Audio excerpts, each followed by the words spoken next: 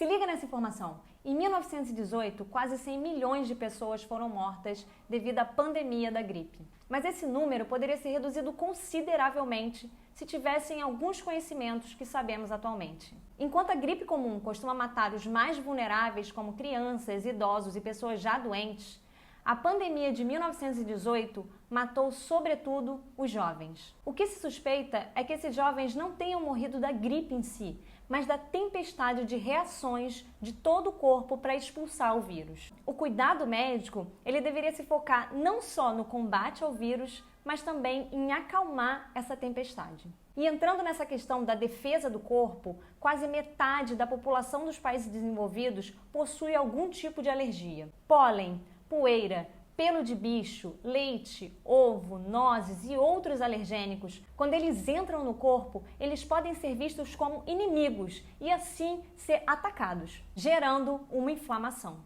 E a asma? Na década de 30, ela era uma doença muito rara. Uma criança em cada escola possuía essa doença. Já na década de 80, era uma criança em cada turma. As doenças autoimunes são bem semelhantes às alergias, mas com uma diferença.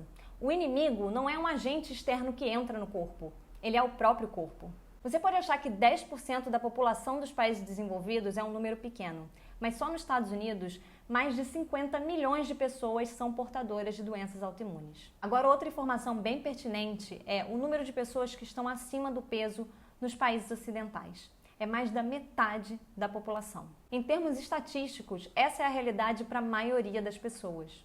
E esse pico inicial, ele pode ser visto a partir da década de 60, quando os Estados Unidos começaram a coletar os dados. Naquela época, 13% dos adultos estavam obesos e 30% sobrepeso. Já em 1999, a obesidade já afetava 30% da população adulta e o sobrepeso 34%, somando um total de 64 pessoas afetadas.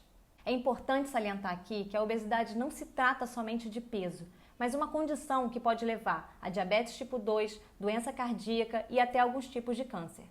Agora, falando em saúde mental, na década de 40, o autismo era tão raro que ele nem sequer tinha nome. Quando começaram os registros, ele ainda assim não chegava nem na metade do número que a gente tem hoje. Mas por que eu estou falando um monte de doença que a princípio pode parecer aleatória? Será que existe alguma ligação entre elas? Muita gente coloca a culpa na genética. De fato, algumas mutações sofridas pelos genes podem sim levar a doenças, mas ainda assim esse número é pequeno.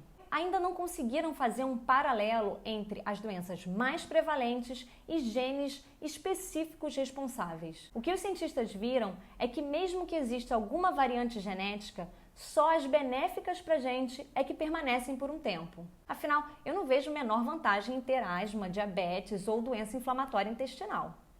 E aí vai ter gente que vai falar, não, mas a gente está vivendo mais e por isso que vão ter mais doenças. Mas se a gente pensar com relação à idade do diagnóstico da maioria das doenças que eu citei, essa regra não vale.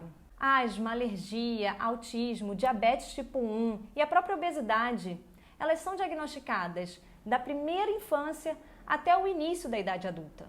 E aí, tentando achar a resposta, por exemplo, nos locais onde essas doenças têm maior prevalência, certamente isso começou no Ocidente. Mas hoje nós estamos vendo pessoas sendo afetadas por essas doenças nos países em desenvolvimento. E isso, coincidentemente, liga à medida que eles se modernizam.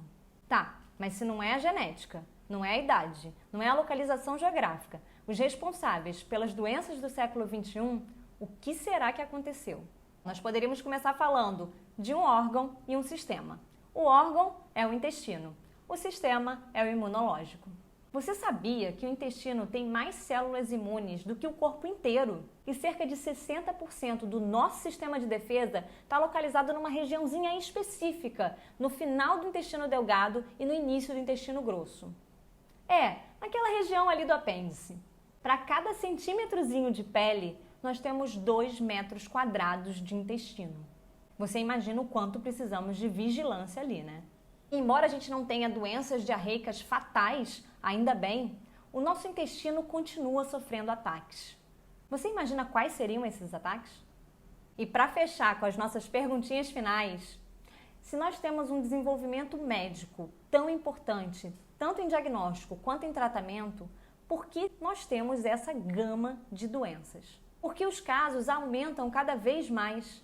O que na vida moderna está deixando as pessoas cada vez mais doentes?